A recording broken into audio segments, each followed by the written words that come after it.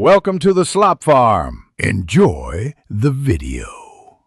You start by making sure your MacBook Air is awake and running a current Mac OS build, because updates fix Wi-Fi drivers and security.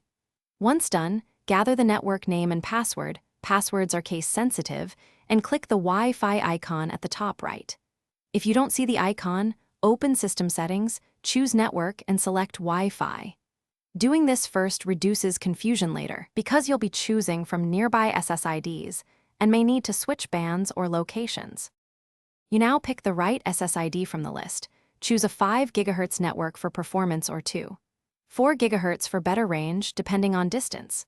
Click the network, type the password exactly, then press Join. Your Mac will use DHCP to request an IP by default, which is simplest. If the network needs a manual IP or custom DNS, open Advanced Settings.